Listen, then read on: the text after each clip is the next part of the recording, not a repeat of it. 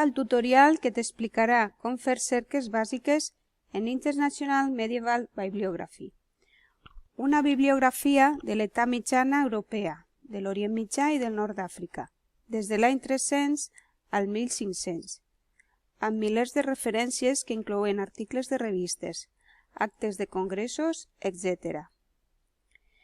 Hi ha dues opcions de cerca, la cerca senzilla i la cerca avançada. En aquest tutorial explicarem la cerca senzilla. La pantalla de cerca senzilla permet fer una cerca lliure o bé una cerca temàtica. En la cerca lliure es pot cercar en tots els camps o en autor. En tots els camps s'introdueix el terme, per exemple, cruzadas, i seleccionem un altre terme per acotar. La majoria dels camps ofereixen una funció d'autocompletar. Fem clic en el terme que ens interessa i a continuació fem clic en buscar. La visualització de resultats que apareix per defecte es pot canviar si activem els desplegables.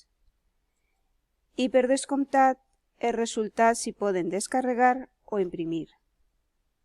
En el camp autor cal introduir el primer cognom de l'autor, seguit de la primera inicial, si la coneixem, i després seleccionar en la llista d'autocompletar per a l'autor que interessa. La cerca temàtica permet cercar per disciplina, àrea geogràfica o per cronologia. Es recomana utilitzar diversos d'aquests camps per a obtenir una selecció de resultats més àmplia. Fent clic en totes les disciplines, s'obre una llista i seleccionen una o més disciplines. Per exemple, cruzadas e islam. Es poden canviar la relació booleana entre els elements seleccionats. Seguidament, fem clic en insertar. Simultàniament podem cercar en àrea geogràfica. Seleccionem Oriente Medio i fem clic en el botó Insertar i després Buscar.